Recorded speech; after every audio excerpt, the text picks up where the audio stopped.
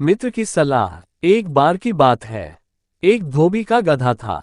वह दिन भर कपड़ों के गट्ठर इधर से उधर ढोने में लगा रहता। धोबी स्वयं कंजूस और निर्दयी था। अपने गधे के लिए चारे का प्रबंध नहीं करता था, बस रात को चरने के लिए खुला छोड़ देता। निकट में कोई चरागाह भी नहीं थी। गधे का शरीर बहुत दुर्बल हो गया था। एक रात उस गधे की मुलाकात एक गीदड़ से हुई। गीदड़ ने उससे पूछा, बैकवर्ड महाशय, आप इतने कमजोर क्यों हैं?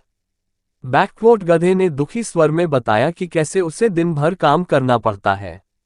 खाने को कुछ नहीं दिया जाता। रात को अंधेरे में इधर उधर मुंह मारना पड़ता है। गीदड़ बोला, यहाँ पास में ही एक बड़ा सब्जियों का बाग है। वहां तरह तरह की सब्जियां उगी हुई हैं।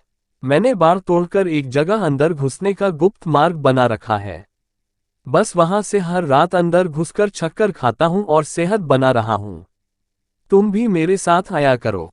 बैकवर्ड लार टपकाता गधा गीदड़ के साथ हो गया। बाग में घुसकर गधे ने महीनों के बाद पहली बार भरपेट खाना खाया। दोनों रात भर बाग में ही रहे और सुबह से पहले गीदड़ जंगल की ओर चला गया और गधा अपने धोबी के पास आ गया। वे रोज रात को बाग में घुसते और जी भर कर खाते। धीरे धीरे गधे का शरीर भरने लगा। उसके बालों में चमक आने लगी और चाल में मस्ती आ गई। वह भूखमरी के दिन बिल्कुल भूल गया।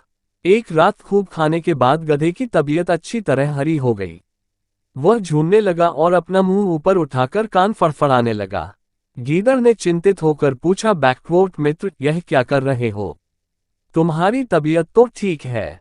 बैकवर्ड गधा आंखें बंद करके मस्त स्वर में बोला, बैकवर्ड मेरा दिल गाने का कर रहा है। अच्छा भोजन करने के बाद गाना चाहिए। सोच रहा हूं कि धांचू राग गाऊं। गीदड़ ने तुरंत चेतावनी दी, बैकवर्ड ना, ऐसा न करना गधे भाई। गाने वाने का चक्कर मत चलाओ। यह मत भूलो कि हम दोनों यहाँ चोरी कर रहे हैं। मुसीबत को न्योता मत दो। गधे ने टेढ़ी नजर से गीदड़ को देखा और बोला, बैकवर्ड गीदड़ भाई, तुम जंगली के जंगली रहे। संगीत के बारे में तुम क्या जानो?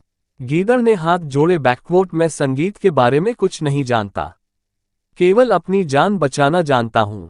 तुम अपना बेसुरा राग लापने की जिद छोड़ो, उसी में हम दोनों की भलाई है। बैकवर्ड गधे ने गीदड़ की बात का बुरा मानकर हवा में दुलत्ती चलाई और शिकायत करने लगा, बैकवर्ड तुमने मेरे राग को बेसुरा कहकर मेरी बेइज्जती की है। हम गधे शुद्ध शास्त्रीय लय में रेंगते हैं, वह मूर्खों की समझ में नहीं आ सकता। बैकवर्ड गीदड़ बोला, बैकवर्ड गधे भाई, मैं मूर्ख जंगली सही, पर एक मित्र के नाते मेरी सलाह मानो। अपना मुंह मत खोलो, बाग के चौकीदार जाग जाएंगे।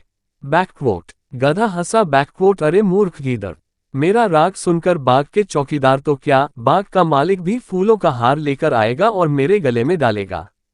बैकवर्ड गीदड़ ने चतुराई से काम लिया और बोला, बैकवर्ड गधे भाई, मुझे अपनी गलती का एहसास हो गया है। तुम महान गायक हो, मैं मूर्ख गीदड़ भी तुम्हारे गले में डालने के लिए फूलों की माला लाना चाहता हूं।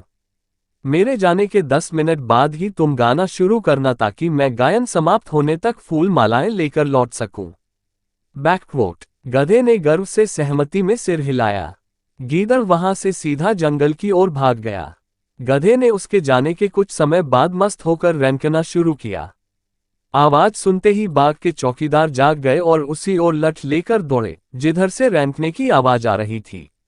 वहां पहुंचते ही गधे को देखकर चौकीदार बोला, बैकवर्ड यही है वह दुष्ट गधा जो हमारा बाग चर रहा था। बस सारे चौकीदार डंडों के साथ गधे पर पिल पड़े। कुछ ही देर में गधा पिट पिट कर अधमरा गिर पड़ा। शिक्षा अपने शुभचिंतकों और हितैषियों की नेक सलाह न मानने का परिणाम बुरा होता है।